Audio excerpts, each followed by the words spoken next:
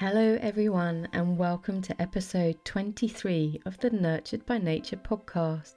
Today, I'm delighted to be joined in conversation by the sensational Holly Mitchell, a transformative coach and equine guided educator based in Gloucestershire in the UK. My love of horses is certainly no secret, so I was delighted that in this week's inspiring episode, I got to speak with Holly, who shares her amazing journey and how her calling to be around horses only came to her later in life. We delve into the incredible wisdom that being in the presence of horses has brought into both of our lives.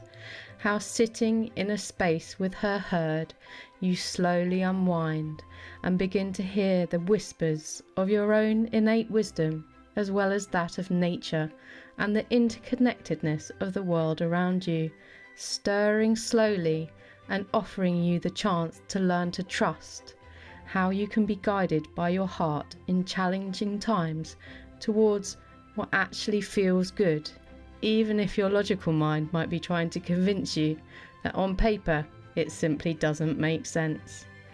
We also discuss some of the fascinating research from the Heart Math Institute, studying the effects of heart coherence and how the resonance of being around horses in particular can be so beneficial to us. Through it all, we are reminded once again of the importance of community, both human and non-human, and how having hope is so important in how we show up and experience life, and the experiences and impacts we can have. If you're looking for a new way of being and finding resilience, then equine guided work might just be the missing piece of your puzzle. Welcome, Holly, and thank you so much for joining us today on this episode of the Nurtured by Nature podcast. I'm quite excited to talk to you because we're going to be talking about horses, which is a huge passion of mine. But I like to just start off with my guests and ask them to share a little bit about their nature story, and just really quite open-ended, but just how nature's been a part of your life and what nature means to you, or if that's evolved over time. So if there's anything you'd like to share to start off about how nature's important to you. Sure. I thank you so much for having me. I'm really happy to be here. Nature definitely has evolved for me. I think just my awareness of what it means to me and for me. I grew up around nature just because my family lived out here in the countryside, and beautiful. I mean, we lived in London, but we also had the country place. But we ended up moving here when I was about 9 years old, and it's where my family remained full time. So I spent most of my childhood in the countryside, and I used to love going for walks and just kind of going off and doing my own thing. I had some neighbor friends, and we used to just climb bales of hay and do stuff like that, just goofing around. And then sort of later on, my dad introduced me to photography. He loved that, and so he taught me how to use a camera at like 14. I think we probably started, and I used to go walking with him on the farm in various different areas and stuff, and we used to take photographs of trees and landscapes and stuff like that. And so I was just really naturally drawn to that environment. And for myself as an adult, I always just have liked in my spare time going off and getting lost, adventuring in the car. Yeah. And it's normally going off into some remote area, down country lanes and all this kind of stuff. But I think it's in sort of like my latter years that when I really seriously started to pick the camera back up, I started to notice how present I used to get, really present. Yeah. And it just was an amazing place to be in that state. And then through sort of like my journey of spiritual teachings and learnings and stuff, I've been able to put sort of like a language to it Yeah. been able to see it from that That's perspective. that's one of the hardest things, I think, isn't it? Is our language is quite ill-equipped for us to sort of delve and share and explain like some of the experiences that we have, because they're much more feeling rather than things that you can easily explain to Yeah, people, aren't they? yeah, yeah. Yeah, We're limited. We only have words to describe things, but yeah, often it's what the words are pointing to, yeah, and it's the feeling behind what you're saying that can sort of express it, I suppose. That's why yeah, poetry is so good. yeah, exactly. Less literal and more like leaves that space open, doesn't it, for Yeah, yeah, interpretation? yeah, Yeah. Oh, no, it sounds lovely. I find that with photography too. It does just, it sort of focuses the mind, doesn't it? And quiets everything else, and you just become very in the moment. yeah. So I started off, I wanted to be an actor when I was a kid. That was like there was that was 100% what I wanted to be, and it's what I pursued. And so I went into the entertainment industry to pursue that. And I also worked in various aspects of that, from production and theater and stuff. But my mind would never get quiet because somehow the focus was on me, and I hated that. Yeah. I wasn't one of those actors that wanted the light on me. I just loved the craft. Yeah. And it wasn't until I stepped away from that and then I kind of picked up the camera that I was like, oh, this is the feeling. Because I Yeah. love being a fly on the wall, Yeah. and I love just observing and watching. Yeah, I think I'm quite similar as well. I love, it's sort of a natural curiosity and just observing life and people. And I think that's part of why I started the podcast as well, was just the opportunity to connect and speak to people and just, yeah, just soak up their wisdom and knowledge and share it with others, rather than being about me. It's about other people and our Yeah, yeah, connection in the world around us. So yeah, yeah, yeah. definitely. And you've more recently moved into working. You've got your own little herd of horses, haven't you? And Yes. yeah, you're just moving into, what's it called? Wild Healing Hearts, which I love. I think it's a beautiful Yeah. name. Yeah. So I've called it that only because, I love part of what I love about horses is that free wild spirit that they kind of represent. Yeah, Even though we've domesticated them and there's a lot of um, ways that we use them that isn't quite as free as they used to be, but there's still just this magnificent spirit in them that just kind of points towards that. And they're just very, that word gentle giants. They just have this sort of beautiful softness about them yeah, when you actually get a chance to really get to know them. I yeah. know They some people can find them quite, intimidating. Yeah. intimidating. Yeah. Yeah, I've got two of my own, and my slightly younger one, who's not that young anymore. He's like, I think he's like 16 now. But I've Oh had him since wow. he was 3, but he is he's like 16 too, and he's a big quarter horse cross American Basque curly, and he's a Oh big sort of wow. roping horse type. You could see him sort of wrestling a cow quite happily, and people find him very intimidating, but he is just the biggest, softest marshmallow that you could ever come Oh, across. he sounds gorgeous. Yeah. But they are, I think people have, I don't know. I mean, that's part of what you tap into with the healing side of it, is their Mm, ability to really read people. And I think maybe sometimes that's what people find intimidating as well, isn't it? Is this big being that kind of sees to their heart. You might be putting on like a happy smiley face, but to a horse, they're like, if that's not congruent with all the way through, they know yeah, about it. yeah, 100%, 100%. And again, I don't think I really noticed that until I started noticing it. That sounds crazy, but I was always drawn to horses. I mean, I love animals in general, Yeah.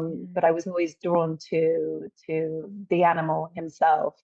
Um, but spending more time with them, which I have done sort of probably over the last 4 to 5 years, they just kind of became more a part of my environment. Um, I've noticed how, even with me, they'll read me if I'm coming in with an energy that is not congruent to them or myself. Like, they don't want to know. Yeah. They'll leave you in the dust. They'll be Yeah. like, see you later. Yeah. Yeah. Turn up properly or don't turn up at Yeah, all. Yeah. exactly, Yeah. exactly. But one of the most beautiful things is to have the opportunity, and that's what the last, since we've had our little family, they've given me an opportunity to just go and be present with them. Yeah. And there's something really magical about just doing that. Yeah, I think it's a lot of people who have horses get caught up in doing things with their horses, don't they? And it's still relatively unusual to find people like us who just sit and be with their horses. And it's a completely different experience, isn't it, when you just actually sort of go with no agenda and just start, sitting with them or watching them or just sitting near them while they're just doing their thing. It's a really amazing experience. It's an amazing experience, and they I think they respect you for that.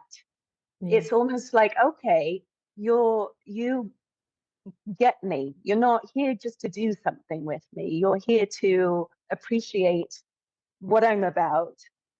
And and after a while, I think they just it makes them feel safer Yeah. as well. Like, Yeah. there's no demand from them. Yeah. Um, so Yeah. it just kind of, It's a conversation, isn't it? You've sort of opened a door to a different yeah, conversation where they're yeah, actually part of the conversation. yeah. Yeah. And so most people that come, from a long horse background, understandably, they come from training of their own kind, where they go in and there's a job to be done, Yeah. whether it's to do exercises with your horses, whether it's to train your horse to do dressage or eventing or something, or even a working horse on a farm. There's a mission to be done. Yeah. And so you kind of skip out on that. I suppose luckily for what I like to do and want to share with other people is I don't have any of that schooling, you know? So I've never kind of come in with that approach. But even some people that have come to spend time with me, and they come from more of the discipline approach, they're like, this is wonderful. This is so nice to actually take time for myself Yeah.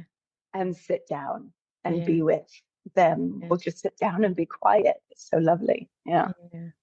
Yeah. It does. It's a tonic to our society, I think, isn't it? That opportunity to be with these beings and just it gets you very present, doesn't it? Just, they're living in the moment and they sort of bring you into that with them. Yeah. Yeah. Yeah. Yeah. So how did you sort of get into it then if your background hasn't been quite so much with horses and this what was there a moment or did you come across someone that sort of inspired you? Yeah. Well, a little bit. It was sort of was an unraveling of it was an unraveling of life that I just kind of followed. So I had just finished a series of training in an understanding of psychology of mind called the Okay. three principles. Okay. It's something that I had come across, and I really wanted to share what I had seen through this understanding. And so I went in for um, various different trainings and worked with some mentors that teach this, and you can get certified through it. So I had just finished doing a lot of that, and I kind of wanted to step away and take a break and go and just be with life. And I went off and I did some horse riding lessons. I was like, I kind of feel like doing something with my time. And I Yeah. Googled, and there was somebody close by who did Western riding, and that was like suited me fine. I Yeah. was like, Yeah. that's what I want to do. And so I started riding with him, but then I went off and I did some travel in a country called Cuba. and I met my now today partner, and he was a horseman. Oh, wow. And so that's where the horses started coming in. And I kind of approached them in, as, you know, again, in just being with rather than doing with. And from coming from my studies of the principles, which just basically points you back to being present, you know, what it is to be present, what it is to be up in our minds, and what it is to be in our bodies and present. And I started to notice that there was a correlation here that I really liked and I felt with them.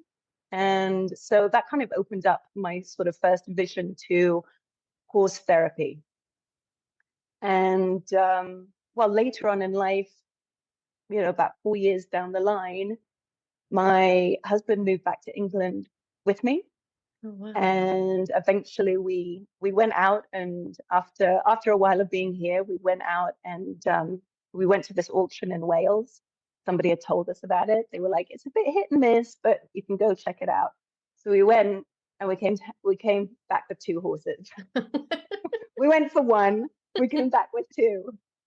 And so they were our first 2. And we had goals to actually make a business with the horses. My husband is a trainer, and so he was looking to potentially train and sell. And we also wanted to open up to sort of Western hacking adventure tours here around the area. So we ended up going back about 3 months later to get one more. We came back with 4. So it wasn't, none of this was planned. None of it was really sensible. But we did it. And so now we have our 6. What I say is that we've got our 4 giants, our 4 normal horses, and then we got 2 little midgets. We've got 2 little Welsh mountain ponies. Oh, wow. Oh, cool. And they came completely wild. But the thing is that it's so funny how life unfolds or works out, because they have really become a big family. Like, you feel this unison. They all live together outside.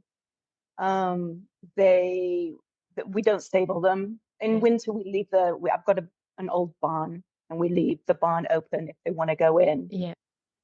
But we kind of live by the theory that they're naturally outside animals, and they're much happier anyway. So mine are the same. They live the same. Yeah.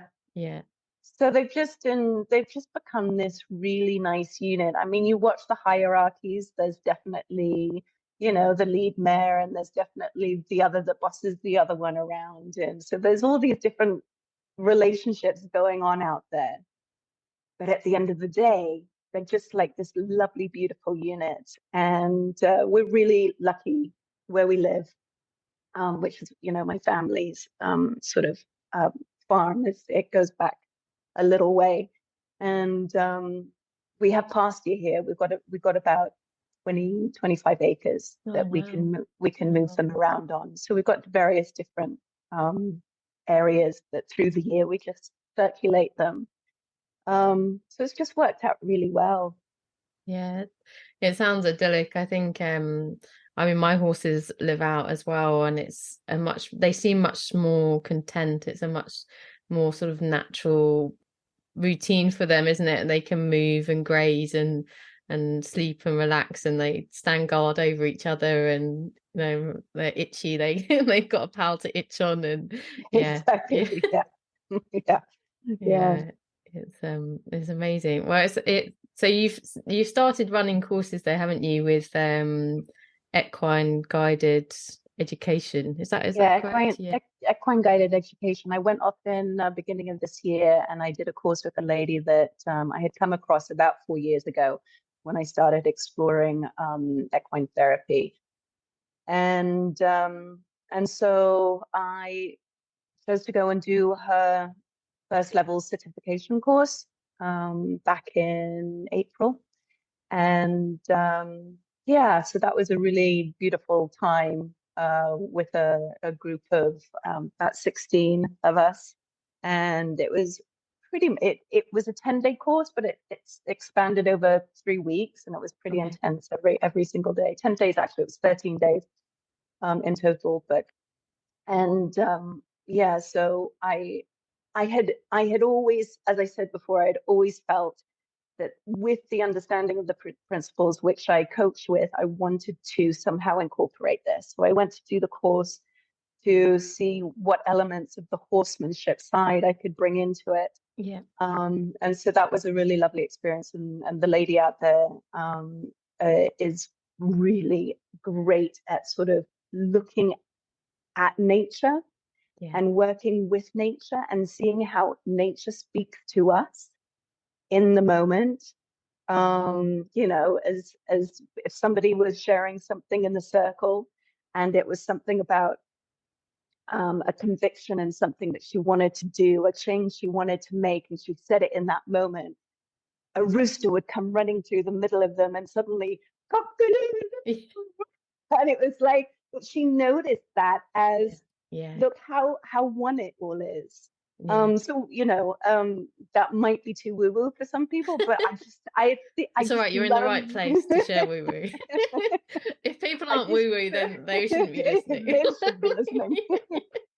But that is what I love those aspects, because I think there is this connection that when you start opening your eyes to it, it's around us, happening all the time. And that goes as simply as showing it amongst being in the herd, you know.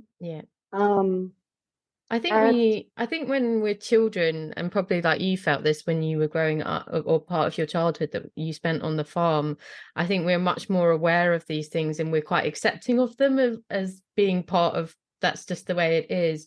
And then I think as we get older, we're sort of taught to doubt it. We're told that, you know, you're just imagining it, or, you know, it's just a coincidence. That's another lovely saying, isn't it? Yeah, coincidences. It was all coincidences. It was all lovely ideas. And then for me, and sort of like my upbringing and my sort of cultural sort of surroundings was always got to be practical. That's all really nice stuff, but at the end of the day, every day you've got to be practical. Whereas, and I spent a lot of my life trying to be that. But now I think there's more, for me, I want to, as much as I can, and it's not always easy to do, I want to listen to what the moment is saying, what, you know, what life is showing me in the moment. And if sometimes it means to do something that feels completely not what looks good on paper, but somehow speaks to me and is the right, is potentially the right thing, or you never know. But it's going with that, and it's trusting that there's something guiding you. I it's think within you. And it's a big step for a lot of us to take, isn't it? I think, and there's so much in society in our lives that bombards us and is noisy, and, you know, so when we analyze things like you do, you know, you, like you said, on paper, you're like, well, what are the pros and cons, and but it's actually having that opportunity to, I don't know, be in your heart, or, you know, your intuition or your gut, or whatever it is to you, but that sort of little niggling guidance, isn't it, that says, hang on a minute, it might not look like this is the step to take, but, you know, trust me on this. It might not look like that's the quickest way from A to B, but perhaps it is. I love that. It's listening to the heart. I think the heart, you know, they say you know, the heart is actually, I'm gonna mess this up, but they say the heart is one of our major brains. Like it is such an information piece, and there's something, it's an organ that's very much almost more important than what our intellectual thought system is saying, because our thinking is very important. But there are two sides of the thinking. There's a thinking with all the things that tell you, no, not a good idea. No, you shouldn't be doing that. Or, you know, all this kind of stuff. Or you're not good enough for that. Or only other people do that. Or, you know, there's a knowing that if we can learn to just get back in touch with, it's lovely to know that it's there. It's really powerful, isn't it? And I think so often overlooked by people, that this inner wisdom, and even like you said, the wisdom of the world around us, like, these coincidences, like the Yeah, rooster, that come to just give you a little sort of affirmation. Yeah, that's the right way. Like we're just cheering you on here. yeah, yeah. But I mean, it's very interesting. It's something that I always mean to look into more, but I haven't yet had the opportunity. But the heart Mhm. is huge, and I think that's there's some interesting research being done by, I think it's the Heart Math Institute. Heart Math Yeah, Institute. Yep. and particularly around horses as well, and Yep. the sort of resonance field around your heart, and how that impacts the environment around you, and heart coherence. And it's fascinating because the horse's heart has this huge sort of sphere of influence, Vibration. yeah, Hmm. compared to a human. I can't remember, but it's quite a long way, isn't it? It's like, is it 2 meters or Yeah, something? yeah. It's Yeah, like 2, 3 meters. Yeah. yeah. And I always think that's part of what you feel when you're with the horses as well, because they have this ability to create this heart coherence, so that you begin to resonate on their level and with Hmm. their vibration. And Hmm. I always think of, like, when you see a startled horse, how it sort of moves silently the message through the herd. But obviously you've got the flip side of that, the sort of relaxing, the more sort of content, the slowing down. Yeah, um yeah. yeah. I mean, you can go in anxious being with a horse simply because for you it's a big animal and you don't know if you feel safe. So that anxiety follows with you. Um, but if you're with somebody and you just teach them to, one, take their time, because you've got to be congruent with, you can't just force yourself to go up to the horse because I should be brave and do it. Yeah. But if you take your time, but you also get in tune with your breathing, the horse is gonna, you're getting in tune with the horse breathing as well. And a lot of us don't know that that is a possibility to just kind of bring yourself back to the moment and connect with whatever, whether it be a horse, or whether it be just connecting with yourself, slowing down the mind. Um, but the horse is a wonderful facilitator to help you experience that. Yeah, I think you, like, we were talking a little bit earlier about the sort of the cues and the signs from nature. And I think maybe it's because of the size of the horse as well. Like, they give us those cues and signs, and they're harder to miss, aren't they? Yeah. And so it's sort of, on our sort of deaf ears, they Yeah. there's like, they get the sort of megaphone out, and they're like, hello. You need to look at Yeah. this. Yeah. Which is quite, I think, part of the power of them, isn't it? For sure. Is there a particular, are you working mostly with women, or is that's just sort of how it started initially, or? I am working mostly with women. It just is. I think partly it's because I'm working with people like me, I suppose. Not saying that, we're all human beings at the end of the day, but you know, I I feel like I have more to share with women. Later on down the line, I would love to open up to doing, mixed groups and stuff. But in general, yeah, it's working with women who, are potentially going through transition in life, finding things a little challenging, difficult, which brings up, our daily anxieties. And, we live in such an easily stressful world. And it's helping others to sort through the noise in the head, I guess, to have a place to be reminded what it feels like to slow down, Yeah. and hopefully take that reminder away with them. Um, Ultimately, my desire is to help people, recognize their own never-ending innate wisdom and health, and the fact that even when life throws us challenging times, we're going to be okay.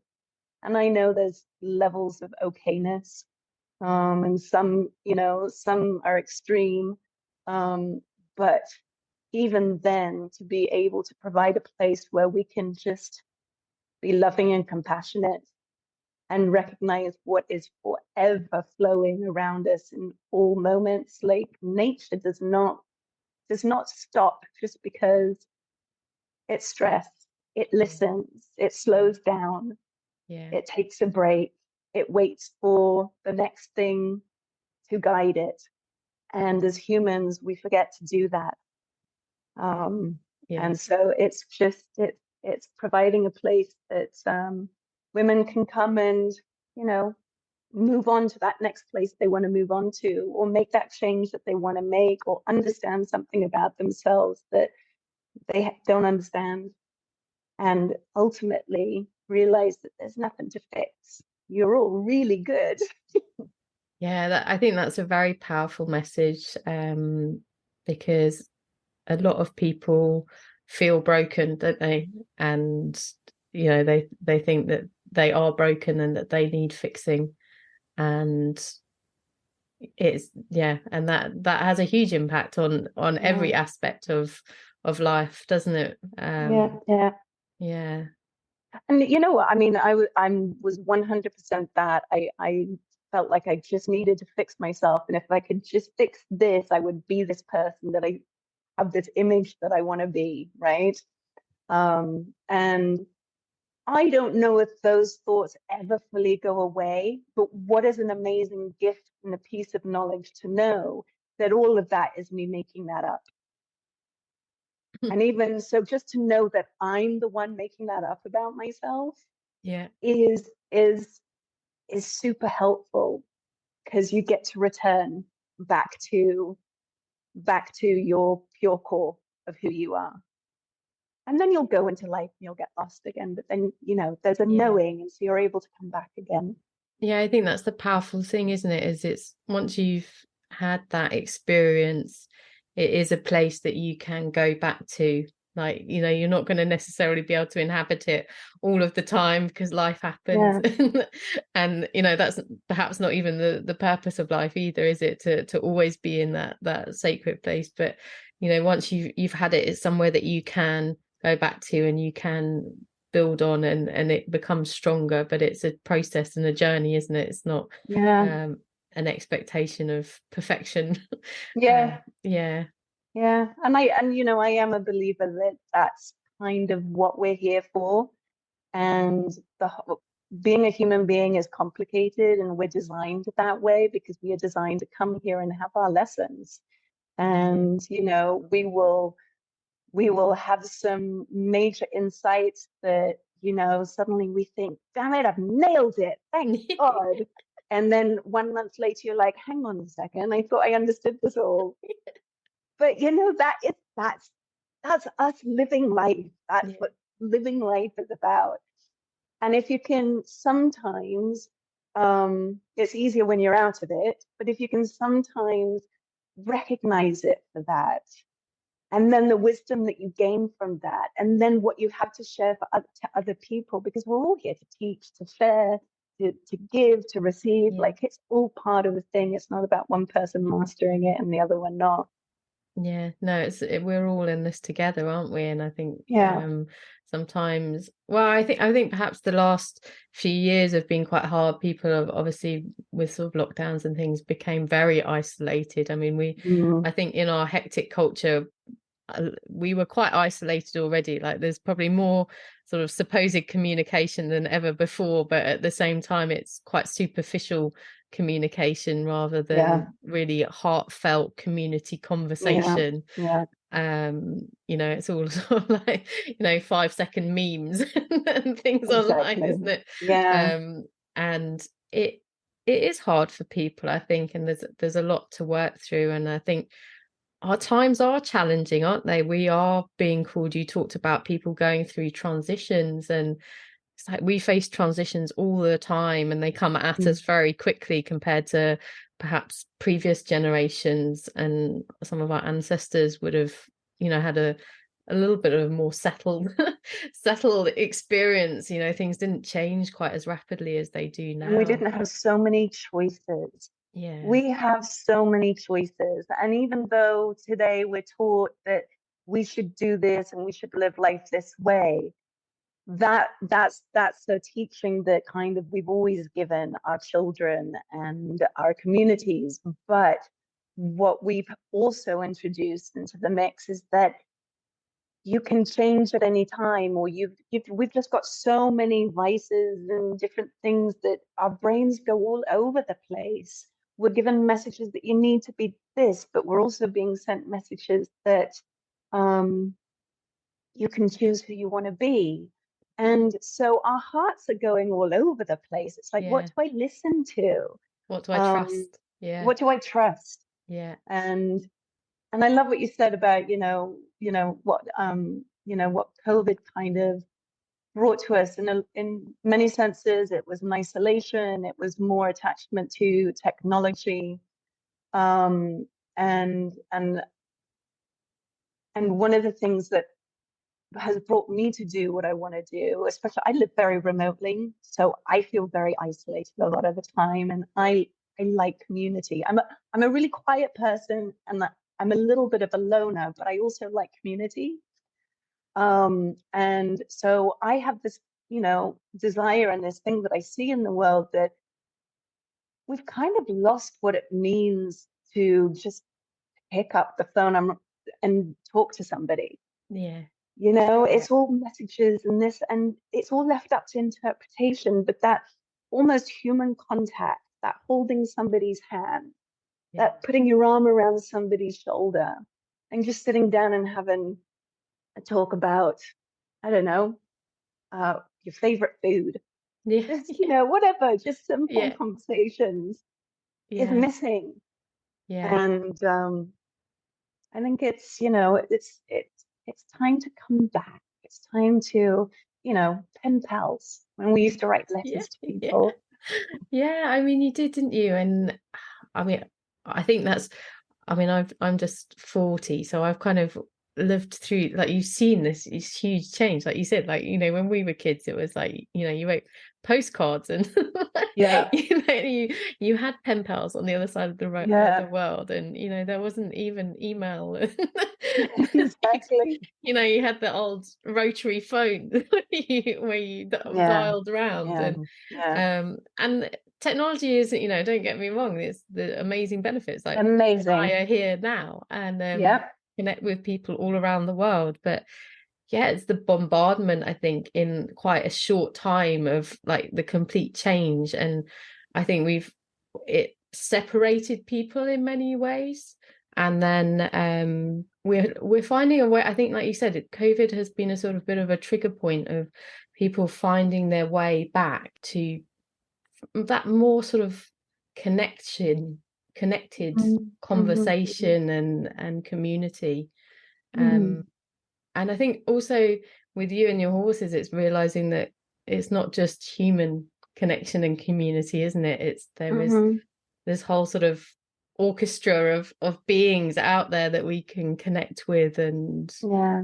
and have as our community. So I mean, I expect with 6 horses, like, whilst you're isolated perhaps from people, you do have a quite a strong community that has your back there. Yeah, yeah. No, I'm very lucky. At the moment we've just moved them into their winter, what we're now calling their winter pasture, and it's literally bang outside the back of the house.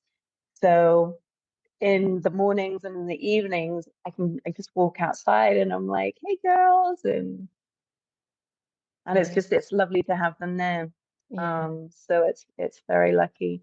Um, so yeah, yeah. It's just being able to share that is nice.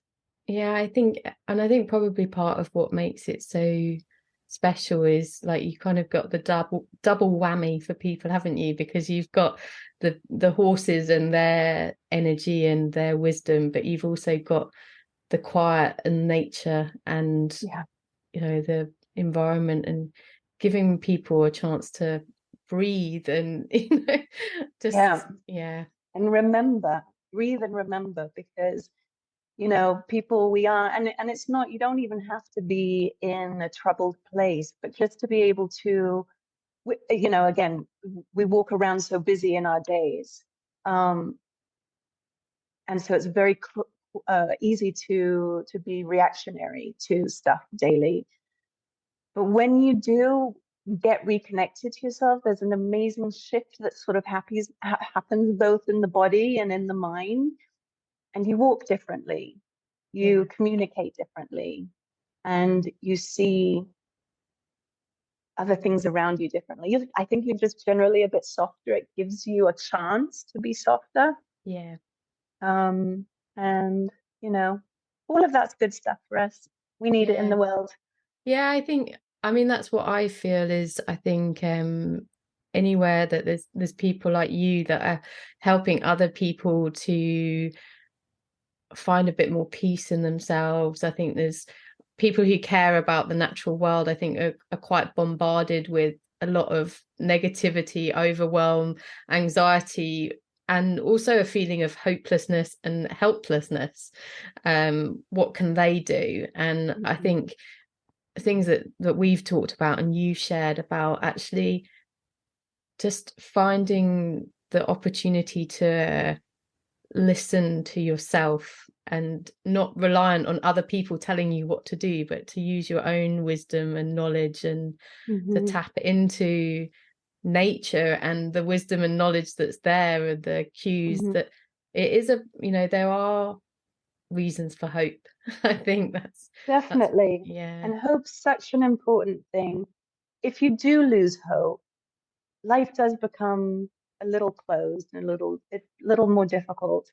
And so just to get that glimmer spark of hope again is so powerful. And it's such it can give you some motivation to just do something different that day, make that, to just see life a little bit differently, to see yourself differently. Hope's really important. And I think I can't remember if it was you that said in your email to me that your podcast was, kind of showing people that, with all the negative perceptions there is about nature and the world today, that it's still here and it's still thriving, and just to be able to promote that. And I think, so many people do just daily get so upset with what's happening to the planet, and it's understandable, but there is hope. It's right here. It's happening around us all the time. Even if you go for a walk in your local park, it's there. So to at least see that and know that there's a concern that we have to put our minds to, but at least to know that, surely it's to give. It is. It's about the energy and intent, and I think that comes back to what we were saying about the horses. Like it's not about sort of denying that you're concerned, or like if you've not experienced with horses and you walk into the field with them, like they will react to you if you acknowledge that you're scared. Like if you walk in and you're like, hey, look, I'm actually a bit scared to be here, I'm a little bit intimidated, they're like, well, like, we've got all the time in the world for you, and don't you worry, we'll look after you. But if you come in and you're like, I'm absolutely fine, I'm really happy to be here, and they're like, inside you're quaking, they have a different reaction to 100%. you. They're like, why are you hiding? And I think that's, to me, it's about intention there, isn't it? And just connecting to that. And I think when we feel helpless and hopeless about the natural world, the intention and the vibration that we're putting out there is not positive. We're not going to see what we want to see, because we're focusing on the dark, the negative. And I think, and then you sort of it becomes reinforcing, doesn't it, if you then see more and more of the negative. But actually there are positive stories out there, and like you said, even if they're little things, I mean, the resilience of nature is huge, and it just needs a little crack and it can and doing incredible things. I mean, we've got a little patio outside our kitchen window, and I had this lovely I think it was a great willow herb, which is a wild flower and it grew up in this like tiny little crack between the patio slabs and ended up like 4 foot tall. And it was You know, just this, it's like, how yeah, did that happen? Where did it amazing find life? display of beautiful pink blooms outside my kitchen window, like, you Oh, know, and wow. it's sown itself there. And yeah, it is, that's just, to me, that was just a beautiful sort of symbol of, Yeah. actually, you know, it didn't need this lovely wildflower meadow. It was like, I'm quite happy here on you know, this Yeah. little patio crack I can manage. Yeah. So Yeah. yeah. That's a um, great example. yeah, well, I think we're sort of getting to the point where it's probably we could wrap up, Holly. But No, it's been lovely yeah, talking to you. yeah, It's been a lovely conversation. yeah, and I will put the link to your website in the notes for the podcast, so that if anyone's interested, they can get in touch with you. And do you want to just say whereabouts you're based? And Yeah, I'm based in Gloucestershire. In my nearest town is Cheltenham. okay. So, and I'm literally, 15-minute drive to the center of town. But the moment you get up here, it's like a bubble of where am I? Perfect. Oh, it's beautiful. That's a beautiful part of the country. A Yeah, lovely it's place lovely. to It's be. lovely. Yeah, and I would hopefully encourage people to get in touch with you, and especially if they haven't got horses in their life at the moment, then it's Oh yeah, an amazing, I'll come amazing hang out. gift. Yeah. Yeah, definitely. Yeah. Oh, well, thank you so much, Holly. It's been an absolutely lovely conversation with you. I've really enjoyed meandering around and talking about Yeah, lots of things. thanks so much. It's been lovely. Thank you so much for listening to the Nurtured by Nature podcast. I truly hope this conversation has brought some hope and inspiration into your life. I would love to have these messages ripple out across the world. So if you can, please share this episode with your friends, leave a review on your favourite podcast player, and make sure you subscribe so you don't miss the next episode. I would love to hear from you, so please feel free to connect with me on the links provided in the podcast description. But most importantly, thank you so much for being a part of this journey with me. But don't forget to simply get out there and enjoy the natural world.